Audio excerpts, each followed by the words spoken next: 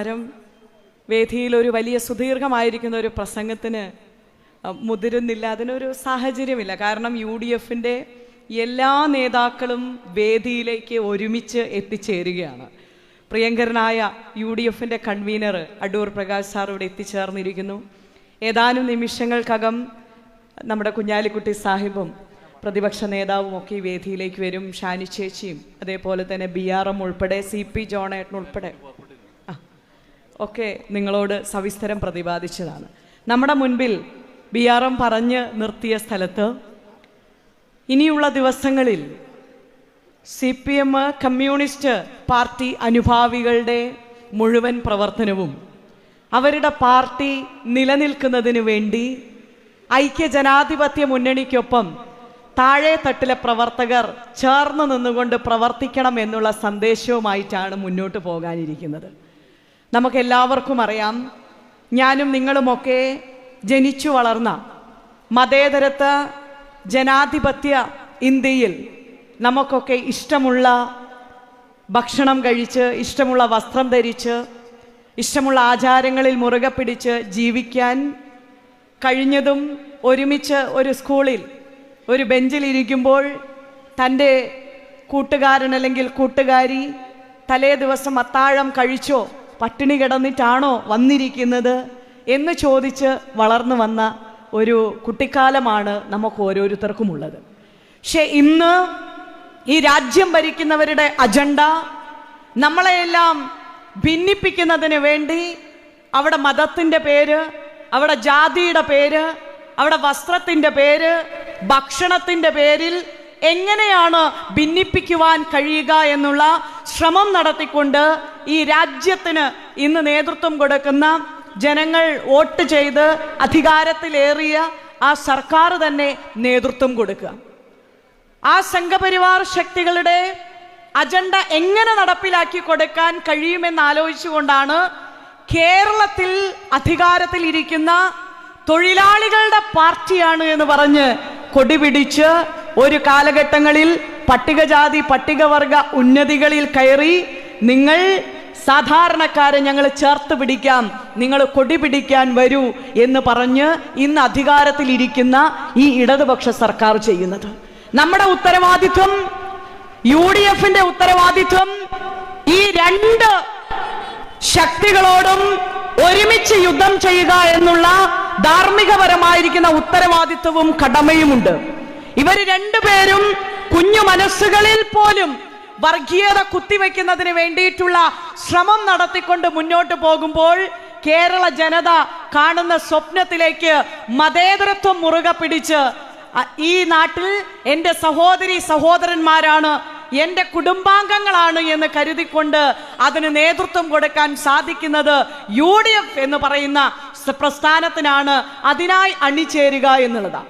നമ്മൾ ഒരു കാലഘട്ടങ്ങളിൽ പരിസ്ഥിതിയുമായി ബന്ധപ്പെട്ട സമരമുഖങ്ങളിൽ നമ്മൾ കേട്ടിട്ടുണ്ട്. പ്ലാച്ചിമട സമരം, പാലക്കാട് ജില്ലയിൽ ചിറ്റൂർ എന്ന് പറയുന്ന പ്രദേശത്തെ കുടിവെള്ളം ഊറ്റിയെടുക്കുന്നതിന് വേണ്ടിയിട്ട് കമ്പനി അവിടെ ശ്രമം നടത്തിയപ്പോൾ അതിനെതിരെ സമരം നടത്തി. അവിടെ മുത്തങ്ങയിലെ സമരങ്ങൾ, അതേപോലെ തന്നെ കൈനൂര് സത്യാഗ്രഹം, അരിപ്പ ഭൂസമരം, അങ്ങനെയുള്ള സമരമുഖങ്ങളിലൊക്കെ കേട്ടിരിക്കുന്ന ഒരു പാട്ടിന്റെ വരികളുണ്ട്. ഇനി വരുന്നൊരു തലമുറയ്ക്ക് ഇവിടെ വാസം സാധ്യമോ, ഇനി വരുന്നൊരു തലമുറയ്ക്ക് ഇവിടെ വാസം സാധ്യമോ, മലിനമായ ജലാശയം അതിമലിനമായൊരു ഭൂമിയും, മലിനമായ ജലാശയം അതിമലിനമായൊരു ഭൂമിയും, ഇനി വരുന്നൊരു തലമുറയ്ക്ക് ഇവിടെ വാസം സാധ്യമോ, ഇവിടെ വാസം സാധ്യമോ എന്ന് പരിസ്ഥിതിയെ സംരക്ഷിക്കുന്ന ഇതിനു വേണ്ടിയിട്ട് പാടിയതാണ്. ഇന്ന് കേരളത്തിൽ ഒരുപാട് ആളുകൾ വർഗീയതയുടെ പേരിൽ, മതത്തിന്റെ പേരിൽ ഭിന്നിപ്പിക്കുവാൻ ശ്രമിക്കുമ്പോൾ ഒരു കൂട്ടം മനുഷ്യ സ്നേഹികൾ ആഗ്രഹിക്കുന്നത് ഈ നാട്ടിൽ ഇനി വരുന്ന തലമുറയ്ക്ക് ജീവിക്കുവാൻ ഇവരിങ്ങനെ വർഗീയ വിഷം തുപ്പിയാൽ ക്ലാസ് റൂമിലെ ബെഞ്ചുകളിൽ കുഞ്ഞുങ്ങളുടെ മനസ്സിലേക്ക് ഈ രീതിയിൽ വർഗീയത പറഞ്ഞു കൊടുത്താൽ, ഭക്ഷണത്തിന്റെ പേരിൽ വർഗീയത പറഞ്ഞു പകരത്തിയാൽ ജീവിക്കുവാൻ കഴിയുമോ എന്ന് ചോദിക്കുന്നവരുടെ മുൻപിൽ ഒരേ ഒരു ഉത്തരമേ ഉള്ളൂ. അത് UDF എന്ന് പറയുന്ന പ്രസ്ഥാനമാണ്. ആ UDFന്റെ നേതൃത്വത്തിൽ കേരളത്തിൽ UDFന്റെ മുഖ്യമന്ത്രിയും UDFന്റെ സർക്കാരും വരാൻ പോകുന്ന നാളുകളുടെ പ്രതീക്ഷയായി കണ്ടുകൊണ്ടാണ് ഈ നാട്ടിലെ ജനങ്ങൾ കാത്തിരിക്കുന്നത്. ഇതിനിടയിലൂടെയാണ് ഏറെ പ്രിയങ്കരനായ പ്രതിപക്ഷ നേതാവ് നയിക്കുന്ന പുതുയുഗ യാത്ര ഈ തലശ്ശേരിയുടെ മണ്ണിലേക്ക് കടന്നു വരുന്നത്. ഏറെ പ്രിയങ്കരനായ UDFന്റെ കരുത്തനായ നേതാവ്, ഇന്ത്യൻ യൂണിയൻ മുസ്ലിം ലീഗിന്റെ അമരക്കാരൻ PK കുഞ്ഞാലിക്കുട്ടി സാഹിബിനെ തലശ്ശേരിയുടെ മണ്ണിലേക്ക്, കണ്ണൂരിലേക്ക് നിറഞ്ഞ കയ്യടിയോടുകൂടി ഈ വേദിയിലേക്ക് സംഘാടകർക്ക് വേണ്ടി സ്വാഗതം ചെയ്യുകയാണ്. ഞാൻ ദീർഘിപ്പിച്ച് സംസാരിക്കുന്നില്ല. ഉമ്മൻചാണ്ടി സർക്കാരിന്റെ കാലഘട്ടത്തിൽ ജില്ലാ മുസ്ലിം ലീഗിന്റെ ജില്ലാ പ്രസിഡന്റും ഈ വേദിയിലേക്ക്, ചേലേരി അവർകളും വേദിയിലേക്ക് കടന്നു വന്നിരിക്കുന്നു. ഞാൻ അവസാനിപ്പിക്കുന്നു. ഉമ്മൻചാണ്ടി സർക്കാരിന്റെ കാലഘട്ടത്തിൽ, UDFന്റെ സർക്കാരിന്റെ കാലഘട്ടത്തിൽ നടപ്പിലാക്കിയ ക്ഷേമ പദ്ധതികൾ നമുക്ക് തിരികെ വേണം. ക്ഷേമ പെൻഷനുകൾ അന്ന് നടപ്പിലാക്കിയത് ഉമ്മൻചാണ്ടി സർക്കാരായിരുന്നു, UDF സർക്കാരായിരുന്നു.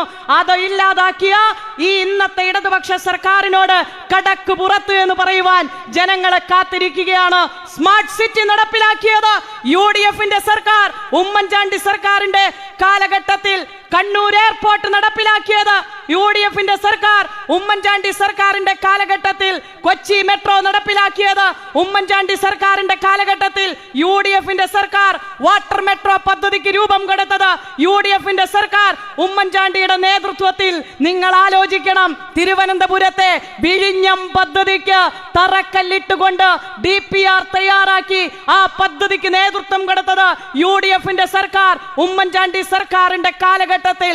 സ്മാർട്ട് സിറ്റി ഉൾപ്പെടെ, കിൻഫ്ര ഉൾപ്പെടെയുള്ള പദ്ധതികൾക്ക് രൂപം കൊടുത്തത് ആരെന്ന് ചോദിച്ചാൽ അത് ഉമ്മൻചാണ്ടി സർക്കാരിന്റെ കാലഘട്ടത്തിൽ, UDF സർക്കാരിന്റെ കാലഘട്ടത്തിലാണ്. പിണറായി വിജയൻ സർക്കാരിനോട് എന്റെ വാക്കുകൾ കേൾക്കുന്ന സഖാക്കളോട് ചോദിക്കുവാൻ ആഗ്രഹിക്കുകയാണ്. നിങ്ങൾക്ക് എണ്ണം പറഞ്ഞ് UDFന്റെ കാലഘട്ടത്തിൽ, ഉമ്മൻചാണ്ടി സർക്കാരിന്റെ കാലഘട്ടത്തിൽ നടപ്പിലാക്കിയ പോലെ ഒരു പദ്ധതിയുടെ പേരെങ്കിലും ജനങ്ങൾക്ക് മുൻപിൽ വിളിച്ചു പറയുവാൻ ആർജവമുണ്ടോ എന്ന് ചോദിച്ചുകൊണ്ട് വരാൻ പോകുന്ന നാളുകൾ UDFന്റെ കാലഘട്ടമാണ്.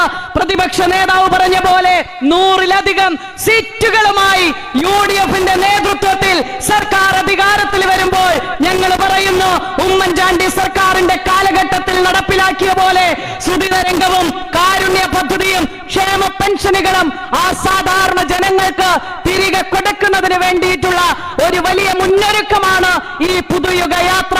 ദീർഘിപ്പിച്ച് സംസാരിക്കുന്നില്ല. നേരത്തെ പറഞ്ഞ പോലെ രക്തസാക്ഷി ഫണ്ട് മുക്കിയവരോട് പൊറുക്കുവാൻ ഈ കേരള ജനത തയ്യാറല്ല. അതുപോലെ അടിവരയിട്ട് പറയുവാൻ ആഗ്രഹിക്കുകയാണ്.